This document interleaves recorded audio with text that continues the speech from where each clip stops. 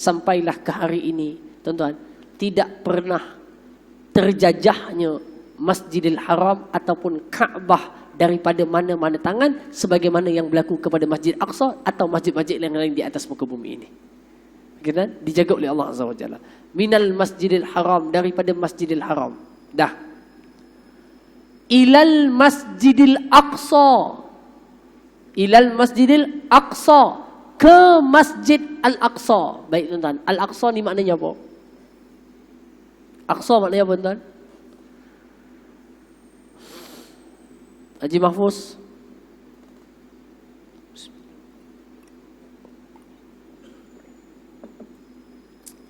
Alhamdulillah.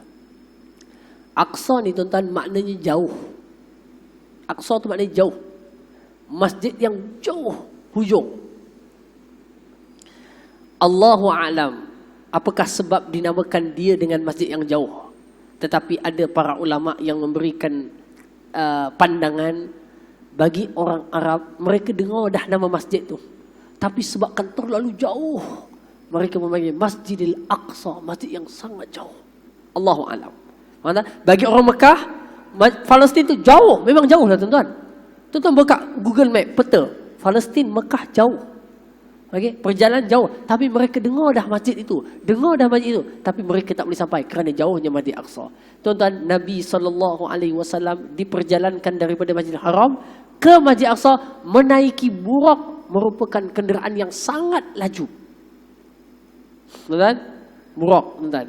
Dekat Malaysia ni pun ada burak tuan-tuan. Burak Ail, belah Kedah, belah Sungai Petani, belah tu tuan-tuan, itu burak Ail, stesen minyak tuan-tuan. Tapi Isa itu pun tak laju macam burak tuan. Burak ni kenderaan khusus para Nabi alaihimussalatu wassalam. Yang burak air tu stesen minyak, itu lain tuan-tuan. Itu tak ada kaitan dengan burak yang burak ini. Cuma mungkin dia ambil nama tu tuan-tuan, dia nak kata siapa isi minyak kat sini, laju agaknya macam itulah tuan-tuan. Allahu a'lam. Baik. Hadirin yang saya kasih sekalian, perjalanan Nabi dari sampai ke Masjid Aqsa, Nabi dibawa dengan Jibril alaihissalam. Hadis menyebutkan saat perjalanan nak dimulakan, dikatakan Nabi SAW diberikan pilihan untuk minum.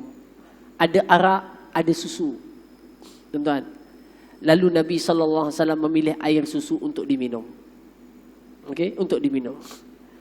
Maka Jibril mengatakan, engkau telah memilih fitrah suci bersih susu itu, maka selamat umatmu. Tidak engkau memilih arak untuk diminum. Faham tuan-tuan? Jadi tuan-tuan, ini satu pilihan Nabi yang tepat pada saat itu tuan-tuan, iaitu memilih fitrah. Tak apalah tuan-tuan, hikmahnya apa? Allahu a'lam. Yang penting Nabi minum. Dalil Nabi minum inilah kita boleh kata Nabi pergi dengan jasadnya, bukan dengan roh. Nampak tak? Ada minum. Tuan-tuan, sampai di Masjidil Aqsa, subhanallah, saya rasa saya habis tang Isra' je tuan-tuan. Sampai di Masjidil Aqsa, suatu penghormatan yang luar biasa. Ulama mengatakan tidak pernah peristiwa ini berlaku kepada mana-mana Nabi.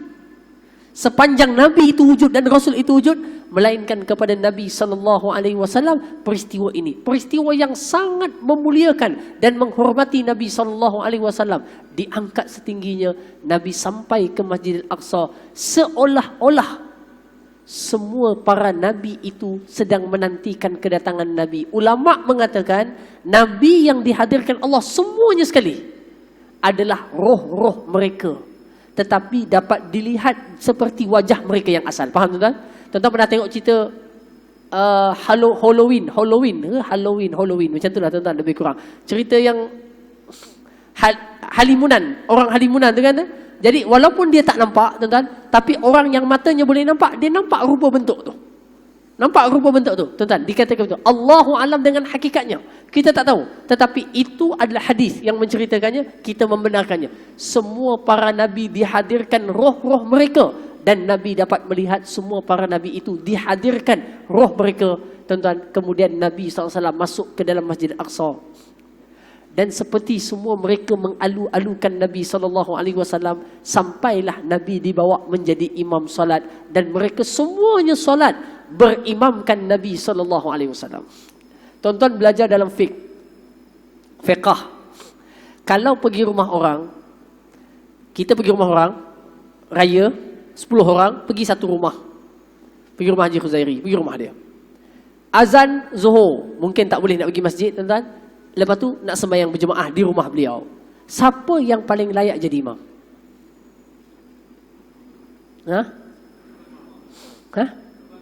Tuan rumah. Dan itu hadis, tuan-tuan. Yang layak menjadi imam adalah tuan rumah. Melainkan tuan rumah kata, "Mat, kamulah jadi." Itu cerita lain. Tuan-tuan, sekarang ini Nabi menjadi imam di Masjidil Aqsa. Siapa sebenarnya tuan rumah? Faham kan? Kalau kita tanda tanah Mekah, Nabi di atas Mekah, itulah tuan rumah. Mungkin kita kata tuan rumah. Sekarang Nabi kat Palestin dan Nabi menjadi imam. Sedangkan Palestin itu ada ramai Nabi di situ. Betul kan? Nabi Isa, Nabi Musa, Nabi Ibrahim, ramai Nabi di situ. Banyak Nabi, tuan-tuan, lahir di situ, tuan-tuan. Tapi Nabi menjadi imam, ulama-ulama memberikan suatu takwilan. Inilah memberikan isyarat dan tanda bahawa Masjidil Aqsa,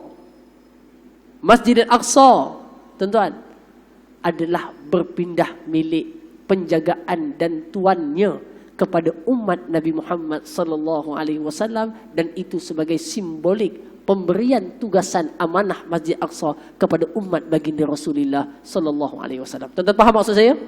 Faham? Sebelum itu ada Nabi yang memakmurkan Masjid Aqsa. Ada Nabi, silih ganti Nabi, sampai kepada zaman Rom dibiarkan Masjid Aqsa, sampai ke zaman pernah dibakar. Tuan-tuan, sampailah ke zaman pemerintahan mereka baiki sekian dan sekian. Poinnya adalah, tuan-tuan, di zaman Nabi sallallahu alaihi wasallam, tuan-tuan, saat Nabi sampai di situ, Nabi diangkat terus menjadi imam. Seolah-olah, tuan-tuan, ini simbolik dan seolah-olah semua para nabi memberikan mandat Masjidil Aqsa itu kepada imam ini. Artinya tugasan Masjidil Aqsa adalah tugasan umat baginda Rasulullah sallallahu alaihi wa alihi wasallam. Dalam sebuah hadis Nabi menyebutkan apa, tuan-tuan? La tazalu ta'ifatun min ummati zahirina al-haq, ataupun dari riwayat lain alal haqqi zahirina la yaghlibuhum ataupun la yukhziluhum man khalafahum, atau kama qala sallallahu alaihi wasallam. Nabi kata apa? Akan berterusan di kalangan umatku ada satu kumpulan manusia. Nabi sebut bila-bila pun akan ada satu kumpulan manusia yang mereka tidak akan dapat dikalahkan. Tak dikalahkan. Musuh tak boleh nak kalahkan dia. Buat itu, buat ini, tak boleh dikalahkan. Okay, la yadurruhum man khalafahum. Mereka tak akan dapat dikalahkan dan dimudaratkan. Lalu, tuan-tuan, setelah hadis itu habis, sahabat tanya kepada Nabi, siapa mereka ya Rasulullah? Siapa golongan itu? Nabi jawab apa? Mereka adalah kaum yang berada di Baitul Maqdis wa akna fi Baitul Maqdis.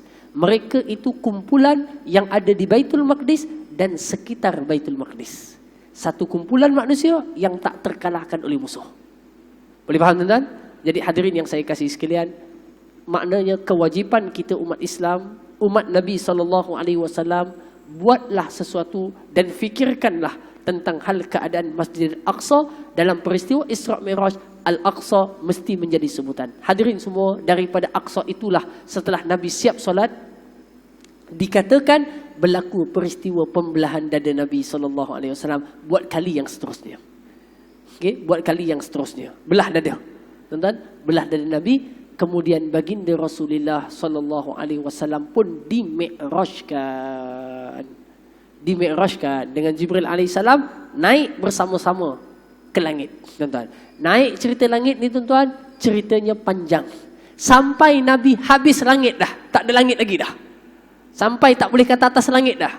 Langit ni kalau di atas, ini langit, tuan-tuan. Dekat atas, ini atas langit, betul? Ini dah luar dimensi langit dah. Bukan cerita atas langit lagi dah. Faham, tuan? Luar daripada kotak langit. Tuan-tuan bayangkan ni satu kotak besar.